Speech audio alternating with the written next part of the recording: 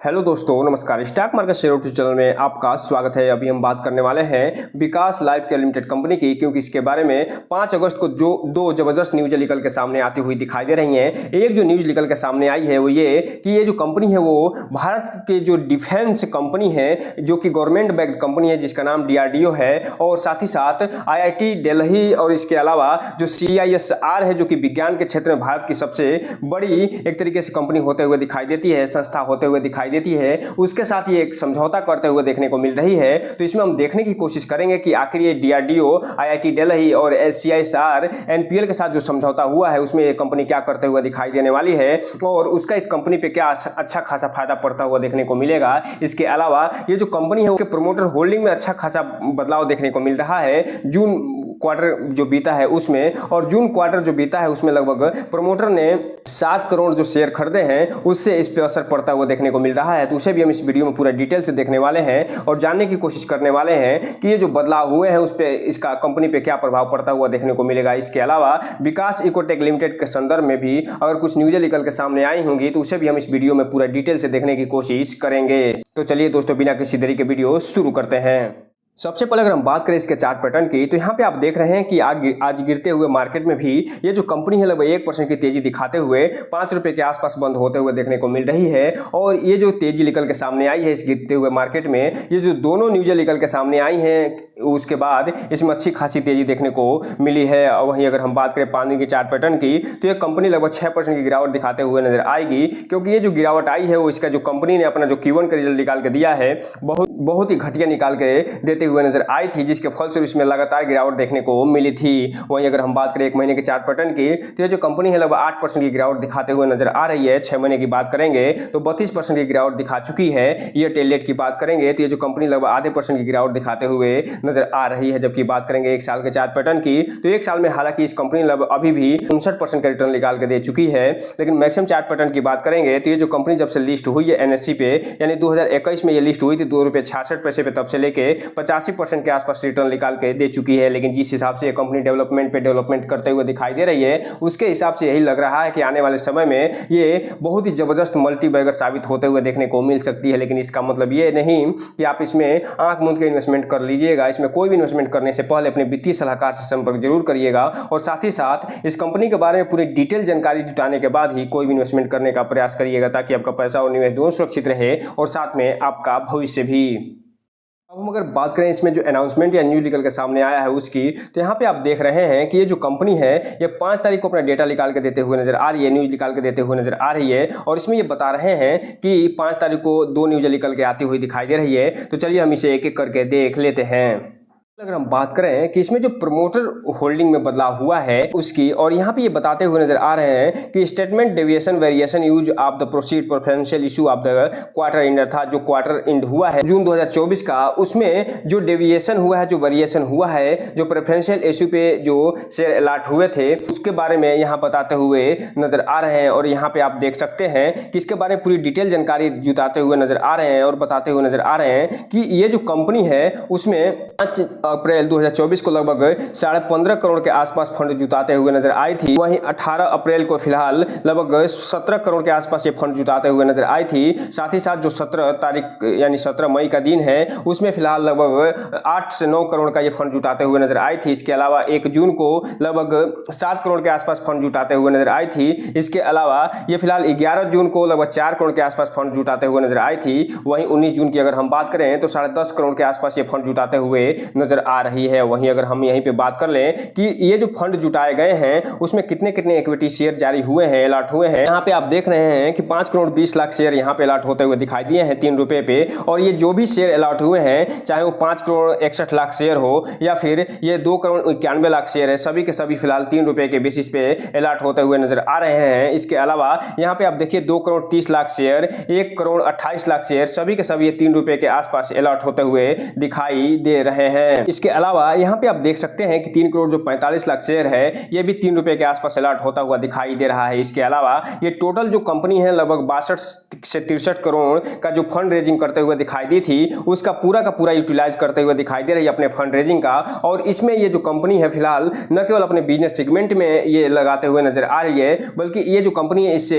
एक कंपनी को खरीदने के लिए भी आगे आते हुए दिखाई दे रही है। अब हम अगर बात करें इनके शेयर होल्डिंग पैटर्न की तो यहाँ पे आप देख रहे हैं मार्च 2024 का जो क्वार्टर बीता था उसमें इस कंपनी के पास यानी प्रमोटर के पास लगभग 12% के आसपास हिस्सेदारी होते हुए देखने को मिल रही थी, जो कि बढ़ के अप्रैल 2024 में फिलहाल 12.17 के आसपास पहुंचते हुए देखने को मिली थी। और ये जो हिस्सेदारी है फिलहाल 2% की वृद्धि के साथ यहाँ पे आप देख रहे हैं 14.21 के आसपास बढ़ते हुए देखने को मिल रही है। तो इस हिसाब से आप कह सकते हैं कि जून का जो क्वार्टर बीता है उसमें प्रमोटर ने लगभग 2% की अपनी हिस्सेदारी बढ़ाई है और जो पब्लिक कैटेगरी है उसमें 2% की हिस्सेदारी कम होता हुआ देखने को मिल रहा है। और मार्च 2024 का जो क्वार्टर बीता था 4 उसमें फिलहाल ये 88.25% के आसपास पब्लिक के पास होल्डिंग थी, जो कि अप्रैल 2024 में घट के 87.83 पे पहुंची और अब ये लगभग 86% के आसपास पहुंचते हुए देखने को मिल रही है। तो इस हिसाब से आप देख रहे हैं कि धीमे सही लेकिन इसमें प्रमोटर अपनी हिस्सेदारी बढ़ाते हुए नजर आ रहे हैं। अगर ऐसे ही प्रमोटर अपनी हिस्सेदारी बढ़ाते रहे तो आने वाले समय में देखेंगे कि ये जो कंपनी है बहुत तेजी से आगे ग्रोथ करते हुए भी देखने को मिल सकती है। अब हम अगर बात करें जो न्यूज निकल के सामने आई है जो ये समझौता करते हुए दिखाई दी है उसके संदर्भ में, तो यहाँ पे आप देख रहे हैं ये बताया जा रहा है कि विकास लाइफ केयर जो लिमिटेड है फिलहाल DRDO के अंतर्गत जो रक्षा इलेक्ट्रॉनिक अनुप्रयोगशाला है जिसे DAL के नाम से जाना जाता है और जो IIT दिल्ली है और जो CSIR NPL है उसके साथ एक रणनीतिक समझौता करते हुए दिखाई दे रही है। और ये रणनीतिक समझौता किस क्षेत्र में करते हुए देखने को मिल रही है, तो जो इलेक्ट्रॉनिक उपकरणों में जो विद्युत चुंबकीय क्षेत्र है उसे उसके हस्तक्षेप से बचाने के लिए उसके लिए फिलहाल संयुक्त रूप से उन्नत जो नैनो कंपोजिट विकसित करने के लिए फिलहाल ये समझौता करते हुए देखने को मिल रही है। और इसके अलावा आगे ये बताया जा रहा है कि ये जो कंपनी है ये जो समझौता करते हुए दिखाई दे रही है एक औपचारिक समझौता होते हुए दिखाई दे रहा है। और इन सबके सहयोग से फिलहाल इसका जो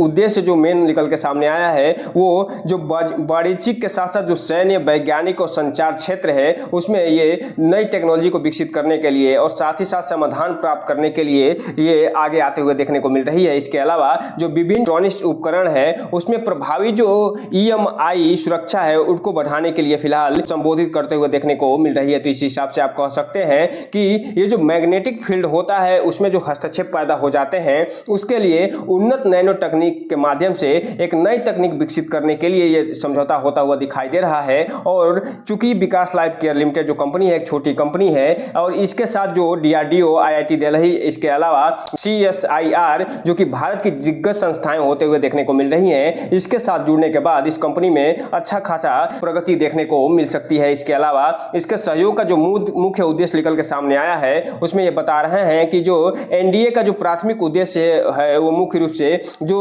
EMI जो शील्डिंग अनुप्रयोग है उसके एप्लीकेशंस हैं उसमें उन्नत कार्बन फाइबर के साथ साथ MWCNG जो ग्रेफीन नैनो ग्रेफाइट कंपोजिट है उसको डिजाइन करके और इसका विकास करना है। और इससे क्या होगा इसके बारे में आगे बताते हुए नजर आ रहे हैं कि इसका जो डिजाइन और विकास होगा फिलहाल polymer matrix carbon fibre polymer composite में जो MWCNT है के साथ साथ जो मिश्रित एक्सफोली जो ग्रेफाइट है उसका प्रयोग करके नैनो कंपोजिट का निर्माण करते हुए दिखाई देंगे, जिसमें जो कंपोजिट विद्युत जो तापीय चालकता है उसको बढ़ाने के लिए जो चांदी के नैनो कण के साथ साथ जो कॉपर के नैनो कण होंगे उनको फिलहाल मिलाते हुए देखने को मिलेंगे। इसके अलावा जो इसका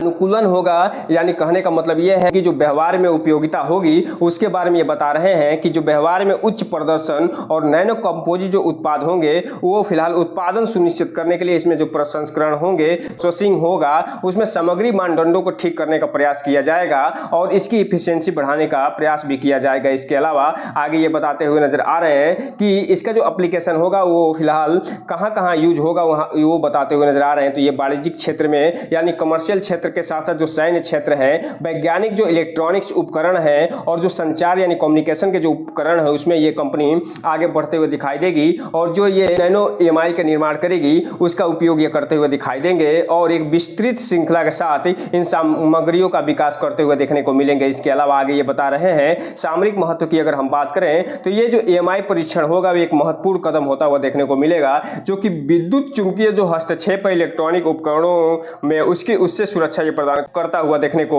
मिलेगा। और साथ ही साथ ये आगे बता रहे हैं कि जो MWCNC ग्रेफाइन है और नैनो फेराइड जैसे उन्नत जो पदार्थ हैं वो चांदी और तांबे के साथ मिलकर एक बेहतरीन प्रोडक्ट का निर्माण करते हुए देखने को मिलेंगे। तो इस हिसाब से आप कह सकते हैं कि आने वाले समय में ये जो भी प्रोडक्ट का निर्माण होगा वो न केवल सैन्य क्षेत्र में गजब का क्रांति लाते हुए दिखाई देंगे बल्कि कमर्शियल क्षेत्र में और इसके अलावा जो एप्लीकेशन क्षेत्र के साथ साथ जो इलेक्ट्रॉनिक्स उपकरण है उसमें अच्छी खासी क्रांति आते हुए देखने को मिल सकती है। तो इसके संदर्भ में आप यहाँ पर देख सकते हैं कि 5 अगस्त को फिलहाल यही जो अभी हम पिछले स्लाइड में बताए थे कि जो न्यूज निकल के सामने आई है उसको बारे में ये बताते हुए नजर आ रहे हैं। और यहाँ पे आप देख सकते हैं कि DRDO, IIT दिल्ली और CSIR का भी नाम दिया गया है और इसके बारे में पूरी डिटेल जानकारी यहाँ भी देते हुए नजर आ रहे हैं, जो कि हम पहले ही आपके बारे में चर्चा कर चुके हैं। तो इसके बाद अब हम अगर बात करें कि ये जो कंपनी है जब 6 अगस्त को मार्केट बंद हुआ है तो उसमें फिलहाल ये कैसा कारोबार करते हुए दिखाई दे रही है। तो यहाँ पे आप देख रहे हैं कि 26,73,000 शेयरों की टोटल खरीदारी और बिकवाली देखने को मिल रही है, जिसमें से 16-16.5 लाख जो शेयर है वो फिलहाल डिलीवरी रूप में उठते हुए देखने को मिल रहे हैं, अर्थात लगभग 62% के आसपास डिलीवरी उठाते हुए नजर आ रहे हैं। वहीं अगर हम बात करें विकास इकोटेक लिमिटेड कंपनी की तो यहाँ पे आप देख रहे हैं ये जो कंपनी है फिलहाल आज जब मार्केट बंद हुआ है तो उस समय ये लगभग 2% की गिरावट के साथ 3 रुपये 77 पैसे पे बंद होते हुए दिखने को मिल रही है। जबकि इसका जो Q1 का रिजल्ट निकल के सामने आया है वो धमाकेदार ये कंपनी रिजल्ट निकाल के देते हुए नजर आ रही है, लेकिन उसके बावजूद भी इसमें गिरावट होना थोड़ा सा इस कंपनी पे क्वेश्चन मार्क जरूर लगाता है। इसलिए इस कंपनी में नजर बना के रखिए और ये जो कंपनी को अपने वॉच लिस्ट में शामिल करिए और आने वाले समय में आप देखेंगे कि हो सकता है इसमें तेजी अच्छी खासी आते हुए देखने को भी मिल जाए। अब हम अगर बात करें कि क्या इसमें कुछ अनाउंसमेंट या न्यूज निकल के आता हुआ दिखाई दे रहा है या नहीं, तो फिलहाल इसमें कोई भी अनाउंसमेंट या न्यूज निकल के आता हुआ दिखाई नहीं दे रहा है। जो लास्ट न्यूज निकल के सामने आया है वो 2 अगस्त को आता हुआ देखने को